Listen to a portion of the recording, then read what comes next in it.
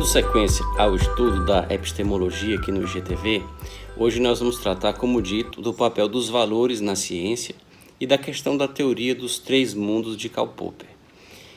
E em relação a isso, queria primeiro fazer algumas indicações de leitura. Claro que nesses poucos minutos dos vídeos do IGTV não dá para tratar desses assuntos com a profundidade que eles merecem, apenas uma introdução brevíssima deles, para quem tiver interesse de se aprofundar mais, ter a oportunidade de fazer isso a partir desses vídeos, mas seguindo naturalmente para outras leituras. E aí a primeira leitura de todas, a leitura fundamental de quem quer estudar epistemologia, para começo de estudo, inclusive do ponto de vista cronológico, é o livro O Teeteto, de Platão. Um livro que começa com uma pergunta feita por Sócrates, que indaga para os seus interlocutores: o que é o saber? Então, todo o diálogo platônico do Teeteto se desenvolve em torno disso, em torno do que é o saber. E também o autor que já mencionei em vídeos anteriores, e que qualquer livro dele que encontrarem, leiam, que vale a pena, que é o Karl Popper. Engraçado que esse autor me foi sugerido, embora eu tenha tido um grande professor de epistemologia, que foi o professor Arnaldo Vasconcelos, foi o professor que me inspirou a criar essa disciplina no PPGD da UFC, no programa de pós-graduação da UFC, mas muito antes de estudar epistemologia com o professor Arnaldo Vasconcelos, um dia, conversando com o professor Marco Aurélio Greco, uma grande autoridade em matéria de direito tributário, sobretudo de planejamento tributário, de contribuições, mas também de teoria do direito e epistemologia do direito. O professor Marco Aurélio sempre foi uma pessoa que pensou fora da caixa. Um dia eu, conversando com ele, ainda fazia faculdade, estava na graduação, e perguntei para ele o que eu deveria ler. E ele me disse: qualquer coisa do Karl Popper, qualquer coisa, o que você encontrar escrito por esse cidadão, leia, que você não vai se arrepender. Então, também aqui a indicação que eu deixo. Mas em relação aos valores na ciência, o que os valores têm de papel na ciência? Geralmente nós temos uma ideia, dentro do senso comum, nós temos uma ideia de que os valores não têm nenhum papel na ciência. A ciência seria neutra. Os cientistas fariam as suas pesquisas de maneira desinteressada. Mas o que foi visto em vídeos anteriores já sugere que isso não é verdade. Primeiro, porque a ciência não é meramente descritiva. Nós escolhemos o que será descrito. E nós fazemos isso para alguma coisa. E nessas decisões sobre o que será descrito e para que será descrito, existe juízo de valor. Existem valores.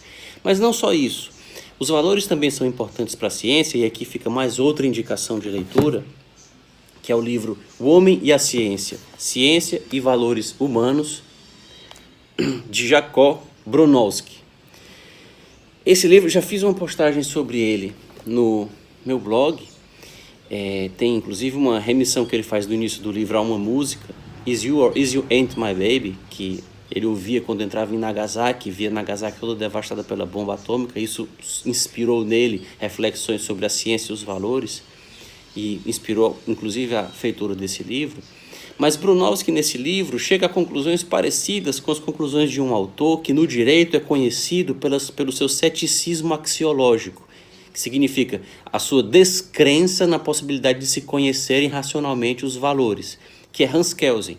Hans Kelsen tem um texto sobre o que é a justiça, em que ele examina o conceito de justiça dado por diversos filósofos diferentes, desde Aristóteles até os filósofos mais contemporâneos, passando, portanto, desde a antiguidade clássica greco-romana, pela Idade Média, pela Idade Moderna, pela Idade Contemporânea, e ele examina todos os conceitos das mais variadas vertentes filosóficas e desconstrói todos.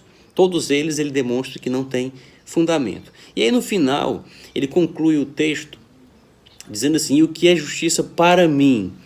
Para mim, eu que sou um cientista, entendo que a justiça envolve tolerância, envolve liberdade e envolve a liberdade de pensamento, a tolerância com pensamentos diferentes, porque isso é necessário para o florescimento da ciência e eu sou um cientista.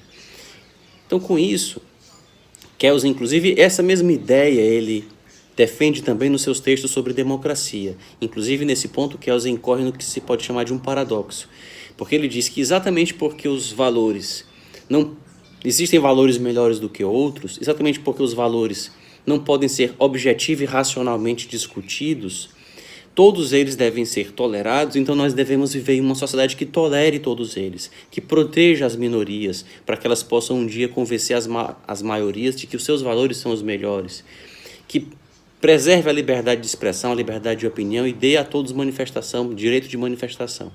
Então, quando Kelsen defende isso, defende o regime democrático com fundamento no ceticismo axiológico, ele está, de algum modo, defendendo esses valores, como sendo superiores aos outros. E o Brunovski faz a mesma coisa em relação à ciência. Ele diz que a ciência, para conseguir florescer, ela precisa de tolerância com as ideias diferentes, precisa de liberdade para que as pessoas possam expor suas próprias ideias. E ele cita vários exemplos de países que estavam em guerra e que existe uma competição ou um prêmio para ser dado para o melhor cientista num país, e esse prêmio termina sendo dado a um cientista de outro país que desenvolveu a melhor ideia, que desenvolveu a melhor teoria, e mesmo sendo um país em guerra com o outro, do ponto de vista científico, a comunidade se une e o país que estava em guerra com o outro premia um cientista do outro país, porque foi ele que descobriu a solução para o problema que estava sendo discutido pelos cientistas. E a verdade não conhece fronteiras, a verdade não conhece ideologias, a verdade científica não conhece fronteiras, ideologias, não se submete a ditadores, não se submete à autoridade. Então esses valores são valores que devem inspirar o empreendimento científico, que, como disse, não tem nada de neutro.